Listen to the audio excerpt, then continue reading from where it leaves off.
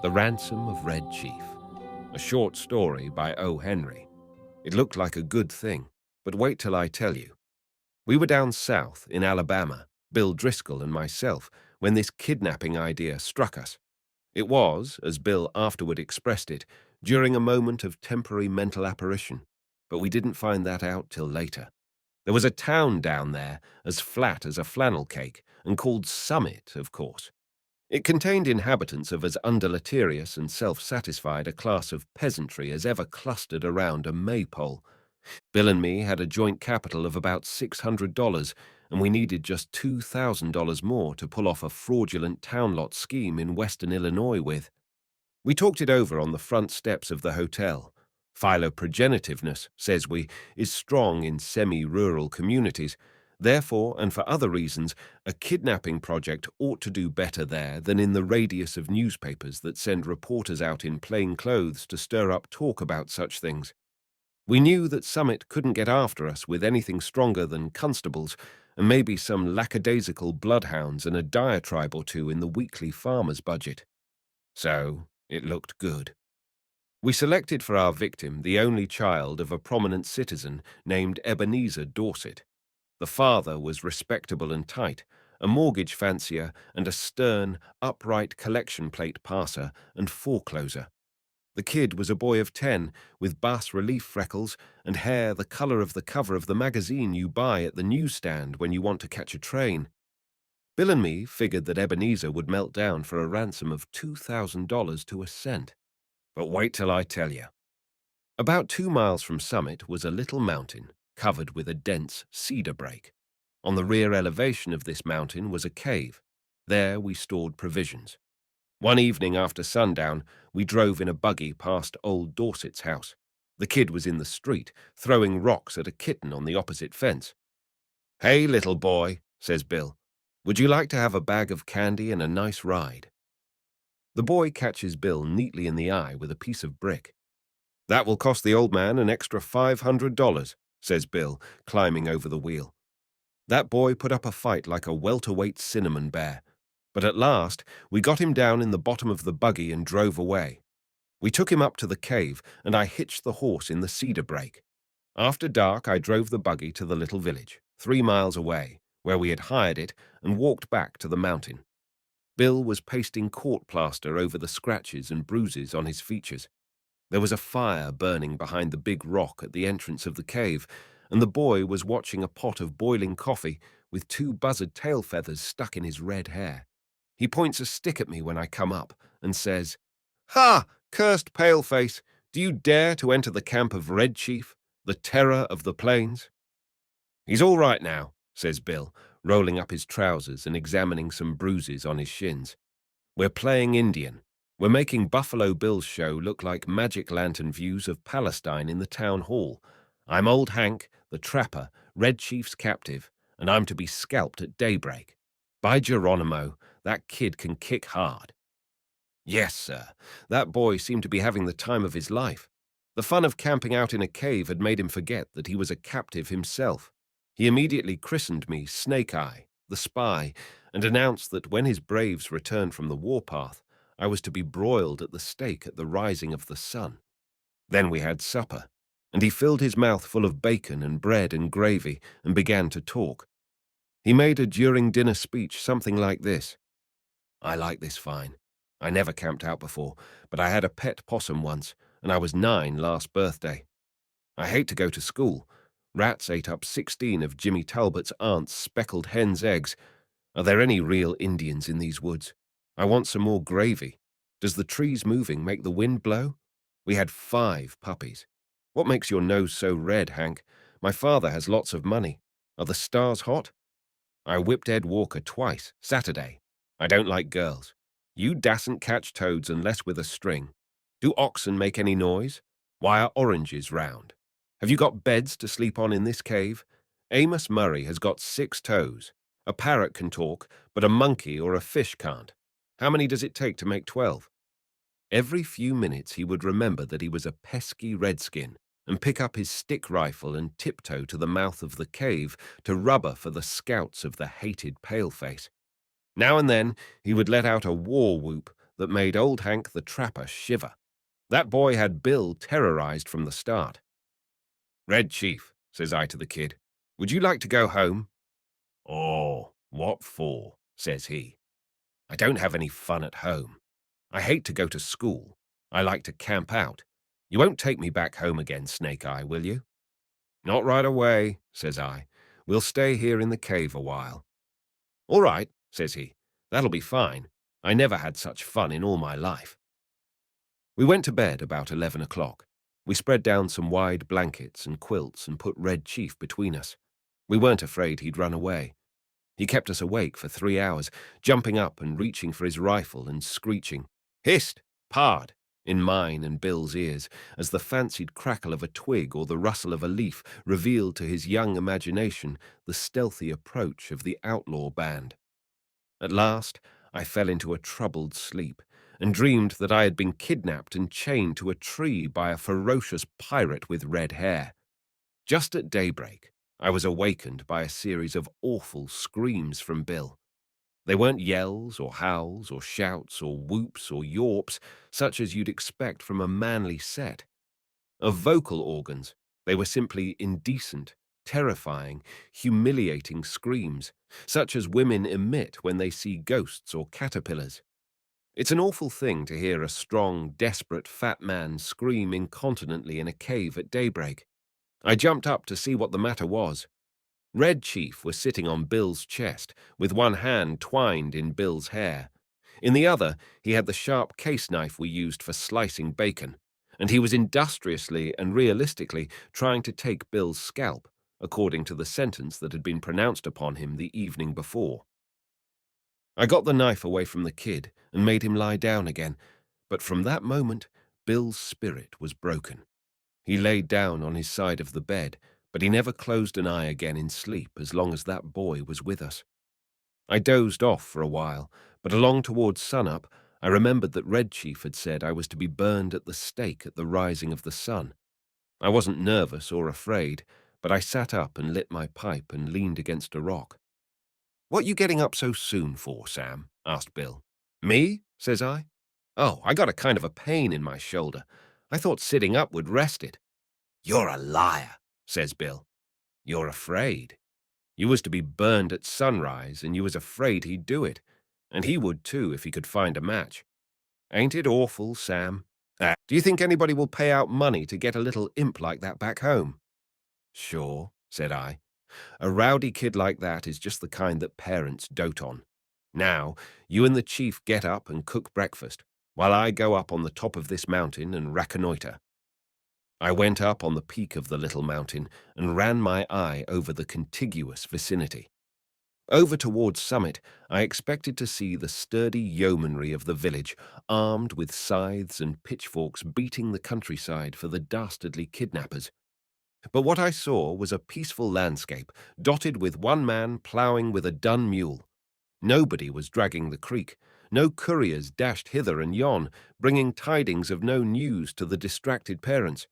There was a sylvan attitude of somnolent sleepiness pervading that section of the external outward surface of Alabama that lay exposed to my view. "Perhaps," says I to myself, "it has not yet been discovered that the wolves have borne away the tender lambkin from the fold." "Heaven help the wolves," says I, and I went down the mountain to breakfast. When I got to the cave, I found Bill backed up against the side of it, breathing hard, and the boy threatening to smash him with a rock half as big as a coconut. "He put a red-hot boiled potato down my back," explained Bill, "and then mashed it with his foot, and I boxed his ears. Have you got a gun about you, Sam?" I took the rock away from the boy and kind of patched up the argument. "I'll fix you," says the kid to Bill. "No man ever yet struck the Red Chief but what he got paid for it. You better beware."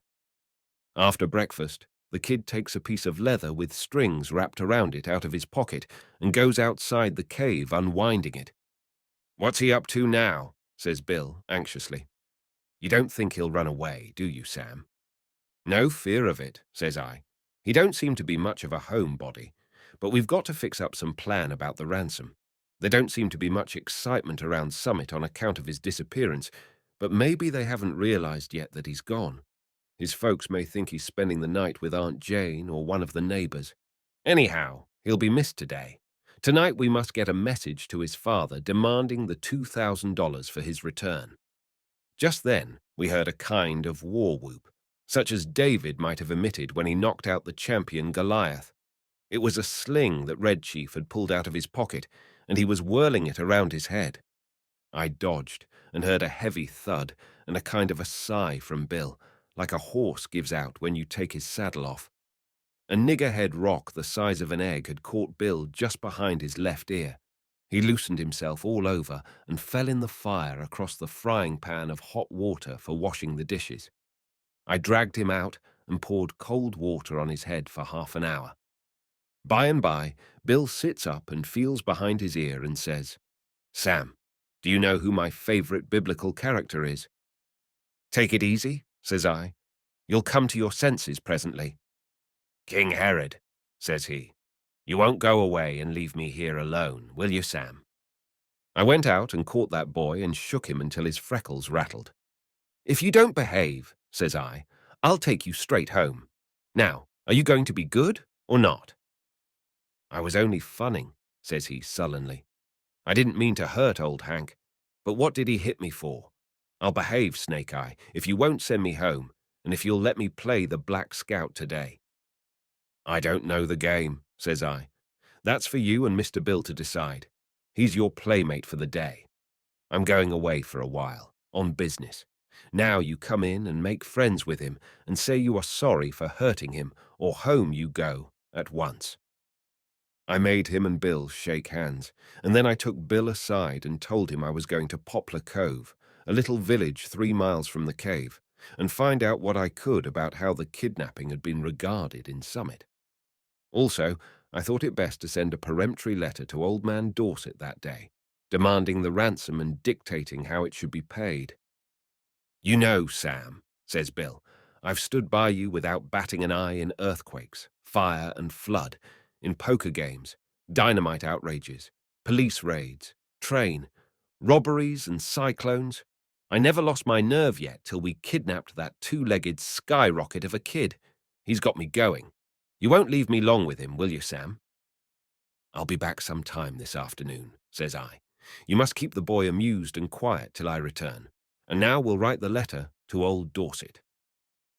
Bill and I got paper and pencil and worked on the letter, while Red Chief, with a blanket wrapped around him, strutted up and down, guarding the mouth of the cave. Bill begged me tearfully to make the ransom $1,500 instead of $2,000. "I ain't attempting," says he, "to decry the celebrated moral aspect of parental affection, but we're dealing with humans, and it ain't human for anybody to give up $2,000 for that 40-pound chunk of freckled wildcat. I'm willing to take a chance at $1,500. You can charge the difference up to me." So, to relieve Bill, I acceded, and we collaborated a letter that ran this way: Ebenezer Dorset, Esquire. "We have your boy concealed in a place far from Summit. It is useless for you or the most skillful detectives to attempt to find him. Absolutely. The only terms on which you can have him restored to you are these. We demand $1,500 in large bills for his return. The money to be left at midnight tonight at the same spot and in the same box as your reply, as herein after described. If you agree to these terms, send your answer in writing by a solitary messenger tonight at 8:30. After crossing Owl Creek, on the road to Poplar Cove, there are 3 large trees about 100 yards apart, close to the fence of the wheat field on the right-hand side. At the bottom of the fence post, opposite the 3rd tree, will be found a small pasteboard box. The messenger will place the answer in this box and return it immediately to the Summit. If you attempt any treachery or fail to comply with our demand as stated, you will never see your boy again. If you pay the money as demanded, he will be returned to you safe and well within 3 hours. These terms are final, and if you do not accede to them, no further communication will be attempted." 2 desperate men. I addressed this letter to Dorset and put it in my pocket. As I was about to start, the kid comes up to me and says, "Oh, Snake Eye, You said I could play the Black Scout while you was gone. Play it, of course, says I. Mr. Bill will play with you. What kind of a game is it? I'm the Black Scout, says Red Chief, and I have to ride to the stockade to warn the settlers that the Indians are coming. I'm tired of playing Indian myself. I want to be the Black Scout. All right, says I. It sounds harmless to me. I guess Mr. Bill will help you foil the pesky savages. What am I to do? Asks Bill, looking at the kid suspiciously. You are the hoss, says Black Scout. Get down on your hands and knees. How can I ride to the stockade without a hoss? You'd better keep him interested, said I, till we get the scheme going. Loosen up. Bill gets down on his all fours, and a look comes in his eye like a rabbit's when you catch it in a trap. How far is it to the stockade, kid? He asks, in a husky manner of voice. 90 miles, says the Black Scout, and you have to hump yourself to get there on time. Whoa, now. The Black Scout jumps on Bill's back and digs his heels in his side. For heaven's sake, says Bill, hurry back, Sam, as soon as you can. I wish we hadn't made the ransom more than 1,000. Say, you quit kicking me, or I'll get up and warm you good. I walked over to Poplar Cove and sat around the post office and store, talking with the chore bacons that came into trade. One whisker, Ando says that he hears Summit is all upset on account of Elder Ebenezer Dorset's boy having been lost or stolen. That was all I wanted to know. I bought some smoking tobacco, referred casually to the price of black-eyed peas, posted my letter surreptitiously, and came away. The postmaster said the mail carrier would come by in an hour to take the mail on to Summit. When I got back to the cave, Bill and the boy were not to be found. I explored the vicinity of the cave and risked a yodel or two, but there was no response. So I lighted my pipe and sat down on a mossy bank to await developments. In about half an hour I heard the bushes rustle, and Bill wobbled out into the little glade in front of the cave. Behind him was the kid, stepping softly like a scout, with a broad grin on his face. Bill stopped, took off his hat, and wiped his face with a red handkerchief. The kid stopped about 8 feet behind him. Sam, says Bill, I suppose you'll think I'm a renegade, but I couldn't help it. I'm a grown person with masculine proclivities and habits of self-defense, but there is a time when all systems of egotism and predominance fail. The boy is gone. I have sent him. Home, all is off. There was martyrs in old times, goes on Bill, that suffered death rather than give up the particular graft they enjoyed. None of them ever was subjugated to such supernatural tortures as I have been. I tried to be faithful to our articles of depredation, but there came a limit. What's the trouble, Bill? I asks him. I was rode, says Bill, the 90 miles to the stockade, not barring an inch. Then, when the settlers was rescued, I was given oats. Sand ain't a palatable substitute. And then, for an hour, I had to try to explain to him why there was nothing in holes, how a road can run both ways, and what makes the grass green. I tell you, Sam, a human can only stand so much. I takes him by the neck of his clothes and drags him down the mountain. On the way, he kicks my legs black and blue from the knees down, and I've got to have 2 or 3 bites on my thumb and hand cauterized. But he's gone, continues Bill. Gone home. I showed him the road to Summit and kicked him about 8 feet nearer there at one kick.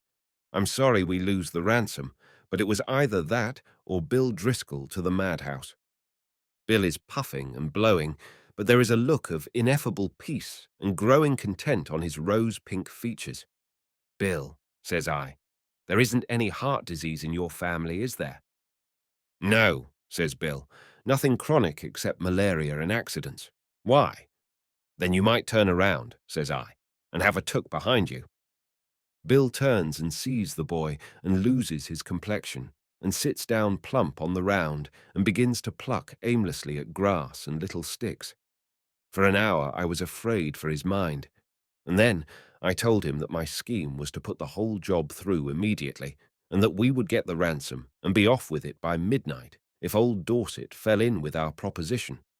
So Bill braced up enough to give the kid a weak sort of a smile and a promise to play the Russian in a Japanese war with him as soon as he felt a little better. I had a scheme for collecting that ransom without danger of being caught by counterplots that ought to commend itself to professional kidnappers. The tree under which the answer was to be left, and the money later on, was close to the road fence with big, bare fields on all sides. If a gang of constables should be watching for anyone to come for the note, they could see him a long way off, crossing the fields or in the road. But no, siree. At 8:30, I was up in that tree as well hidden as a tree toad, waiting for the messenger to arrive. Exactly on time, a half-grown boy rides up the road on a bicycle, locates the pasteboard box at the foot of the fence post, slips a folded piece of paper into it, and pedals away again back towards Summit. I waited an hour and then concluded the thing was square. I slid down the tree, got the note, slipped along the fence till I struck the woods, and was back at the cave in another half an hour. I opened the note, got near the lantern, and read it to Bill. It was written with a pen in a crabbed hand, and the sum and substance of it was this: 2 desperate men. Gentlemen, I received your letter today by post in regard to the ransom you ask for the return of my son. I think you are a little high in your demands, and I hereby make you a counter-proposition, which I am inclined to believe you will accept. You bring Johnny home and pay me $250 in cash, and I agree to take him off your hands. You had better come at night, for the neighbors believe he is lost, and I couldn't be responsible for what they would do to anybody they saw bringing him back. Very respectfully, Ebenezer Dorset. Great pirates of Penzance, says I, of all the impudent. But I glanced at Bill and hesitated. He had the most appealing look in his eyes I ever saw on the face of a dumb or a talking brute. Sam, says he, what's $250 after all? We've got the money. One more night of this kid will send me to a bed in Bedlam. Besides being a thorough gentleman, I think Mr. Dorset is a spendthrift for making us such a liberal offer. You ain't going to let the chance go, are you? Tell you the truth, Bill, says I. This little he-you lamb has somewhat got on my nerves, too. We'll take him home, pay the ransom, and make our getaway. We took him home that night. We got him to go by telling him that his father had bought a silver-mounted rifle and a pair of moccasins for him, and we were going to hunt bears the next day. It was just 12 o'clock when we knocked at Ebenezer's front door. Just at the moment when I should have been abstracting the $1,500 from the box under the tree, according to the original proposition, Bill was counting out $250 into Dorset's hand. When the kid found out we were going to leave him at home, he started up a howl like a calliope and fastened himself as tight as a leash to Bill's leg. His father peeled him away gradually, like a porous plaster. "How long can you hold him?" asks Bill. "I'm not as strong as I used to be," says old Dorset, "but I think I can promise you 10 minutes. "Enough," says Bill. "In 10 minutes I shall cross the central, southern, and middle western states and be legging it trippingly for the Canadian border." And, as dark as it was, and as fat as Bill was, and as good a runner as I am, he was a good mile and a half out of Summit before I could catch up with him.